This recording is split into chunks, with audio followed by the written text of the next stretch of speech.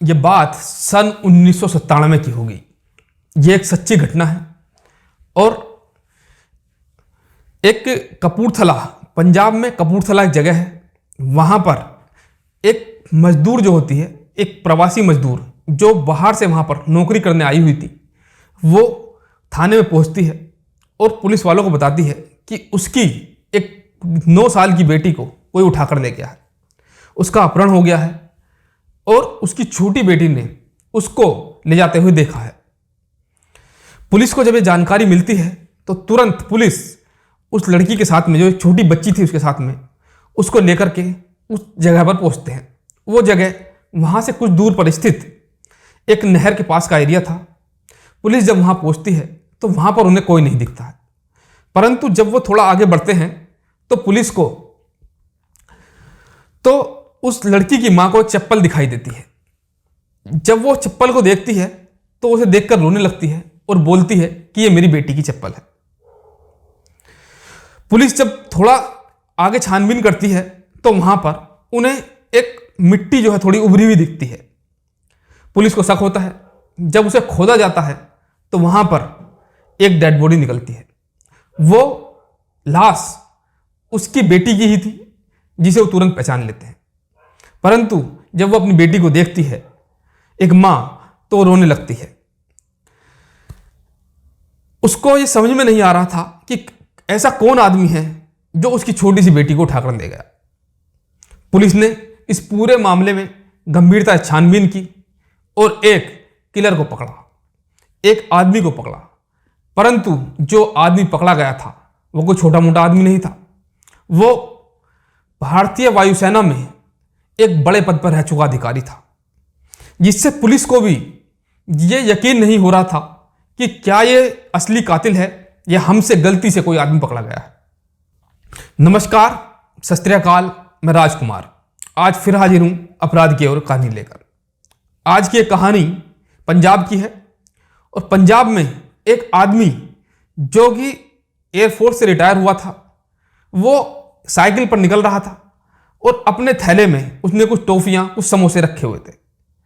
जो भी कोई बच्चा या कोई छोटी उम्र की लड़की उसे दिखती तो वो उसको वो टॉफियां और वो समोसे दे देता था। बच्चे उससे बहुत खुश रहते थे। परंतु धीरे धीरे उस पूरे एरिया में करीब 20 से 22 लड़कियां गायब हो चुकी थी और पुलिस इस मामले को सुलझाने में नाकाम थी।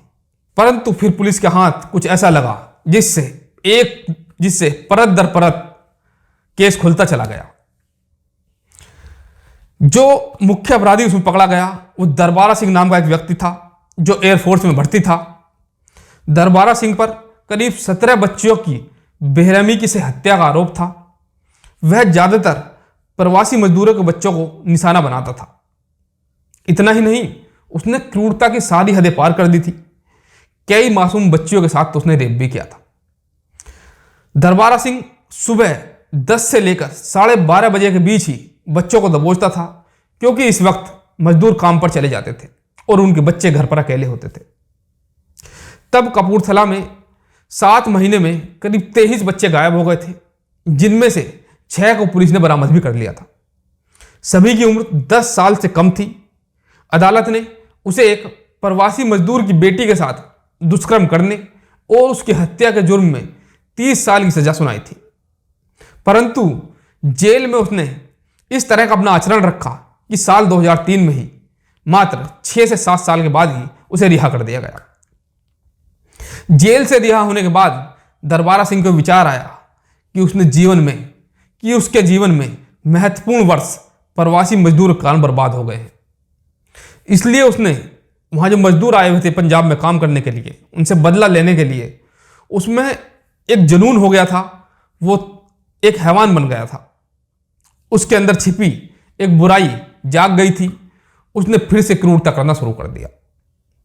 दरबारा सिंह 3 बच्चों का पिता था, लेकिन उसकी पत्नी ने उसकी घिनौनी हरकतों से तंग आकर उसे घर से निकाल दिया था। उसने पुलिस के सामने कबूल किया कि उसने 17 बच्चों में से अधिकांश के साथ बलात्कार किया और छेड़छाड़ की थी। उनके शवों को रैया खड्डूर साहिब रोड पर पुल के पास दफना दिया था। कपूरथला में चंद महीनों में एक के बाद एक करीब 23 बच्चे लापता हुए, जिनमें से पुलिस ने कुछ को बरामद किया। दरबारा सिंह ने 17 बच्चों की हत्या कबूल ली थी। इनमें से 15 लड़कियां और 2 लड़के थे। हालांकि पुलिस को यह भी संदेह था कि उसने कई पीड़ितों के नामों का खुलासा नहीं किया। दरबारा सिंह हमेशा बच्चों को मिठाई, समोसे और पटाखों का लालच देकर लुभाता था। वह सुबह 10 बजे से लेकर 12:30 बजे के बीच ही बच्चों को पकड़ लेता था। साल 2008 में उसे मौत की सजा सुनाई गई थी। हालांकि बाद में भी इसे आजीवन कारावास में बदल दिया गया। ये दरबारा सिंह जो था वो पंजाब के अमृतसर का रहने वाला था और लोग इसे अब बेबी किलर के नाम से भी जानने लगे थे। दरबारा सिंह का जन्म अमृतसर के व्यास में हुआ था। वो 1952 में पैदा हुआ था। पतला और लंबा दरबारा सिंह साल 1975 में पठानकोट की एक वायुसेना में स्टेशन पर एक अधिकारी के पद पर पहुंच चुका था। दरबारा सिंह पर नौकरी के दौरान एक मेजर के परिवार पर हथगोला फेंकने का भी आरोप लगा था। हालांकि इस मामले में उसे बरी कर दिया गया था, लेकिन तब किसी ने नहीं सोचा था कि सेना में सेवारत एक सिपाही दरबारा सिंह हैवान हो सकता है। और जब तक लोगों को इसकी जानकारी हुई, उसने कई निर्दोष मासूमों को मौत के घाट उतार दिया। वो सनकी हो चुका था। उसने सेना से बाहर का रास्ता दिखा दिया गया था। उसकी सनक के कारण ही उसको सेना से बाहर का रास्ता दिखाया गया। उसने पठानकोट में तैनात एक वरिष्ठ अधिकारी पर हमला कर दिया था। सीरियल किलर दरबारा सिंह की 75 साल की उम्र में सरकारी अस्पताल राजिंदर सिंह सरकारी हॉस्पिटल में मृत्यु हो गई थी। उसके परिवार ने बाद में उसका शव लेने से ही मना कर दिया था। दरबारा सिंह पर लगभग 17 बच्चों को मारने का आरोप था। उसमें उसने एक छोटी लड़की लक्ष्मी, गोपाल का एक 6 साल का बेटा सतीश, उस सतीश की बहन जो 10 साल की थी गुड़िया, एक मकसूद था मजदूर, उसकी 10 साल की बेटी, उमेश शास्त्री का 5 साल का बेटा, संजू कुमार और जी पूना राम की 7 साल की बेटी पूनम, नर बहादुर के बेटे राजेश और बेटी गीता, लालू प्रसाद नाम के 4 साल के बच्चे गोविंद, और इसके साथ ही कई बच्चों की उसने हत्या की थी। परंतु जब उसकी मौत हुई तो उस हत्यारे के शव को उसके परिवार वालों ने लेने से मना कर दिया था। जिसके बाद पुलिस ने जब उसके परिवार से परमिशन लेकर उसकी जो अंतिम संस्कार था वो पुलिस की कस्टडी में हुआ। तो आप समझ सकते हैं कि इस तरह के लोगों को उनके परिवार के लोग भी स्वीकार नहीं करते, परंतु ये लोग किस सनक में इस तरह के अपराध करते हैं। और ये एक इनके दिमाग का फितूर है कि ज़्यादा जितने उसने बच्चों को मौत के घाट उतारा वो सब बहुत मासूम बच्चे थे। इसीलिए जरूरत है सावधानी बरतने की, सजग रहने की, जिससे कि इस तरह की घटनाओं से बचा जा सके। आज की हमारी ये कहानी जो है खतरनाक सीरियल किलर का 4था पार्ट था। 5वें पार्ट में किसी और कहानी के साथ मैं फिर आऊँगा। तब तक के लिए मुझे इजाज़त दीजिए। अपना ख्याल रखिए, सतर्क रहिए, सावधान रहिए। नमस्कार।